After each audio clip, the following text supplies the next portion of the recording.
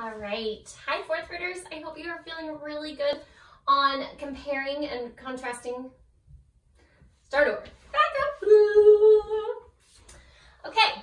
Hi, fourth graders. I hope you're feeling really good at finding equivalent fractions and comparing fractions. And today we're going to mesh those two concepts together and focus on using equivalents to compare fractions.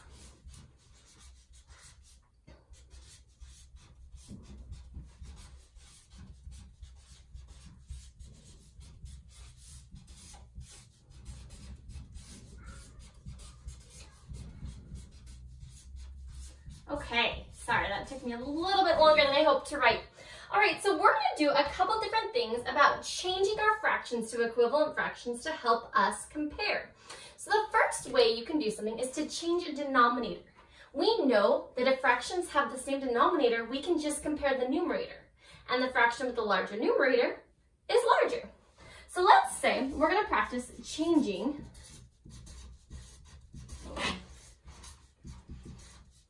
the denominator. So if I were to go with a fraction such as 2/3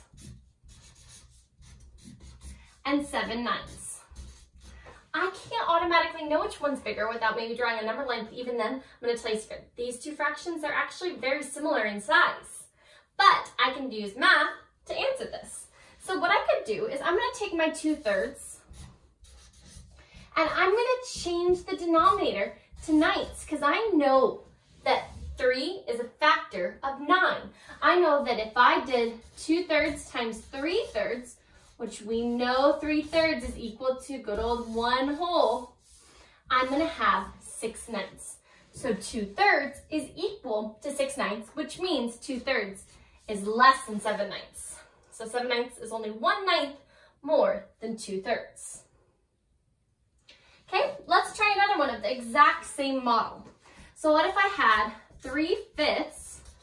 Oh, and I'm going to get this. I'm going to compare it to 70/100ths. Getting you guys a little warmed up for our decimal unit that's going to come up real soon. Okay, so I want to change my 3/5 to have a denominator of 100.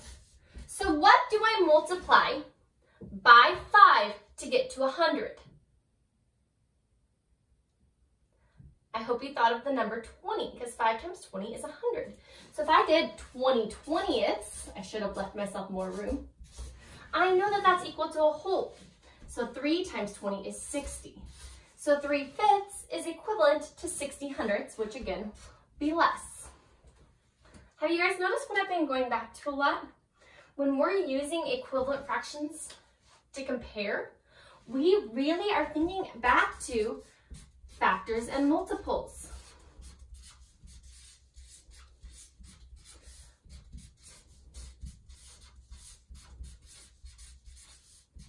When you get to 5th grade, you'll be playing around a lot with finding numbers that have their least common multiple or greatest common factor, different things like that. So fractions go right with that. So just like you can change the denominator, you can also change the numerator. And sometimes you have to go with the numerator because that is where you can find factors and multiples. I purposely chose 3 and 9 and 5 and 100 because I knew that they were factors and multiples. Okay, so in this one, I might look at this and I might have a fraction like 4/9 compared to 2/5. Now I know that I can't change 5ths into 9ths because if I split 5ths into 2 equal parts, I would end up with 10ths. If I did 9ths, well, it just isn't going to work. But I can make my 2 into a 4. So I'm going to do that the same way I did up here. I'm going to do 2/5 times a whole equals, and I want to get it to 4. So what do I multiply by 2/5? Oops, this shouldn't be 4/9. This shouldn't be 9ths. Whoopsies. So 2/5 times 2/2 would give me 4, and 5 times 2/10. Now I have to go back to what we've talked about before with comparing fractions. I can even flip up to it. When we have the same numerator and the different denominator, we said the number with the smaller denominator was actually bigger parts. So I'm looking up here, these 4 ninths, those ninths are actually going to be larger than these 4 tenths. So 4 ninths is going to be larger. Okay? Now, sometimes we can't change a denominator or a numerator, and we have to change both fractions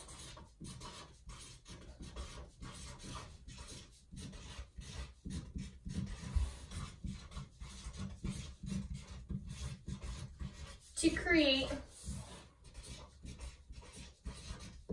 a common denominator.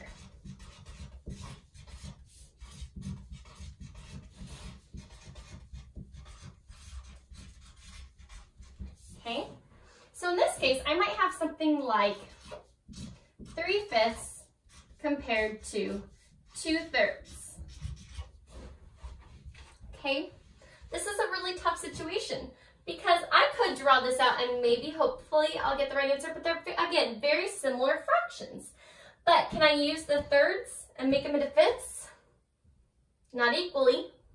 And can I make my 2 parts and make them into 3 parts, just like I did here? Nope. So let's change both of them. I'm going to draw them first. Okay. So I'm going to draw, here's my 2/3. I'm going to switch colors to be a little bit more careful with this. And I'm going to draw my 3/5. Okay. Now my drawings aren't perfect, which is one of the reasons why we can't always rely on drawings, and it's easier to rely on math. Now you can see my drawing, my 3/5 looks a little bit smaller, but not much. So let's do some math and figure this out. Okay, so if I had taken my, actually we'll start down here, my 3/5, and I multiplied it by a whole. In this position, I'm using 3/3 as my whole. And I'm going to actually go ahead and do this on my drawing as well. Actually, I'm going to do it in blue so you guys can see the color difference, hopefully. Okay, you can see now I have 15 equal pieces, 3 by 5. And I've got 9 of those shaded in. Okay, now I'm going to do the same thing up here. I'm going to take my 2/3, and I want to create that same denominator of 15. So that I can compare them. So I'm going to multiply 2/3 by 5/5. Okay, so I'm going to split this into 5 equal parts. So now you can see I have 15, and in this case, I actually have 10 of them. Sorry, hold on 1 second. 10 of them shaded in, which tells me that 10/15 is greater than 9/15. So therefore, 2/3 is the greater fraction. Okay, I'm hoping you're starting to understand that. If you're not, here's a couple options for you. 1, watch my video, draw some models with me.